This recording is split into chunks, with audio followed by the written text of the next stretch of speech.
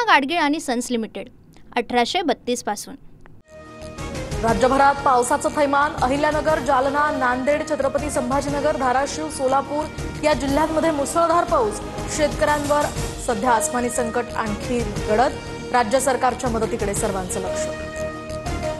साताऱ्याच्या शामगावमध्ये शेतात पाणी साचल्यामुळे पिकांचं नुकसान। सरकार आम्ही काय करायचं? सोयाबीन पिकाचं नुकसान झालेल्या शेतकऱ्यांचा आक्रोश। काय करू मुख्यमंत्री साहेब? परभणीच्या पालम तालुक्यातल्या 150 मिलीमीटर परिसरामध्ये पाऊस, तर 9 एकर शेती पाण्याखाली गेलेल्या शेतकऱ्याचा हा व्हिडिओ व्हायरल। हेक्टरी 8,500 रुपये कसं परवडणार?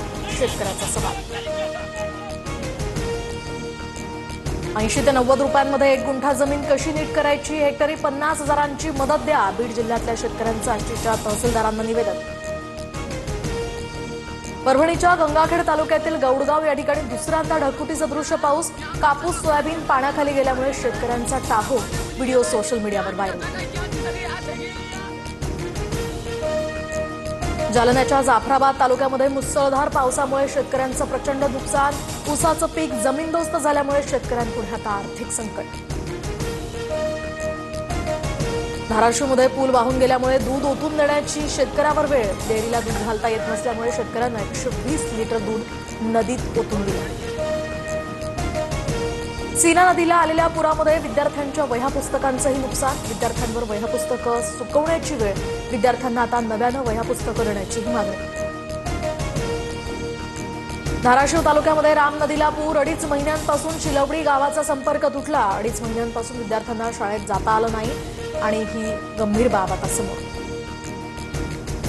शेगाव तालुक्यातील देवटाकळी या परिसरामध्ये पूर, तर पुरात अडकलेल्या नागरिकांना हेलिकॉप्टरनं रेस्क्यू करण्याचं काम सुरू। सरसकट पंचनामे करा। नियमांवर बोट ठेवून लोकांना त्रास होईल असं वागू नका। मुख्यमंत्र्यांचे जिल्हाधिकाऱ्यांना आदेश। तसंच जनावरांच्या चाऱ्याची सोय करण्याचेही निर्देश। प्रशासनाकडून माढा तालुक्यातील 20 पूरग्रस्त गावातील शेतकऱ्यांसाठी आणि नागरिकांसाठी जेवणाची सोय। दररोज 5,000 लोकांना सकाळी आणि संध्याकाळी जेवण पुरवण्यात येणार। सोलापूरमधील मोहोळ तालुक्यामध्ये पशुखाद्य वाटपाला सुरुवात। शिंगोली गावात पशुखाद्य मिळवण्यासाठी नागरिकांची मोठी गर्दी। वैजापूर तालुक्यातील भिगावमध्ये सुद्धा लोकांच्या घरांमध्ये पाणी शिरलंय। एनडीआरएफच्या टीम्सकडून आता 12 जणांची इथून सुखरूप सुटका। बोरा नदीला आलेल्या पुरामुळे या ठिकाणी 12 जण अडकले होते। बीड जिल्ह्यामध्ये नद्यांना पूर, तर एनडीआरएफ सह आर्मीची एक तुकडी सुद्धा बीडमध्ये तैनात। अत्यावश्यक काम नसल्यास घराबाहेर पडू नका, बीडच्या जिल्हाधिकाऱ्यांचं आवाहन।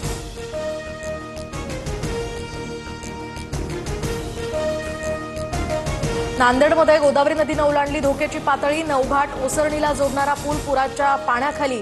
शहरात अनेकांच्या घरांमध्ये पाणी शिरल्यामुळे जनजीवन विस्कळीत। नुकसान भरपाईच्या मागणीसाठी नांदेडच्या धर्माबाद तालुक्यामध्ये शेतकऱ्यांचं जलसमाधी आंदोलन। गोदावरीच्या बॅकवॉटरमुळे नुकसान होत असल्यामुळे शेतकरी आक्रमक। अहिल्यानगर शहराजवळून वाहणाऱ्या सीना नदीला पूर। शहरात सर्वत्र पाणीच पाणी। घरांमध्ये पाणी शिरल्यामुळे नागरिकांची तारांबळ। नदीला पूर आल्यामुळे शहराला जोडणारा कल्याण महामार्गही बंद। उजनी धरणातनं भीमा नदी पात्रात 90,000 क्युसेकनं पाण्याचा विसर्ग सुरू। पंढरपुरात चंद्रभागा नदी पात्रातील पुंडलिक मंदिरासह इतर मंदिरांनाही पाण्याचा वेढा। तसंच ब्रिटिशकालीन पूल पाण्याखाली गेल्यामुळे सतर्कतेचा इशारा। मुसळधार पावसामुळे चाळीसगाव शहरातील धुळे रोड परिसर जलमय।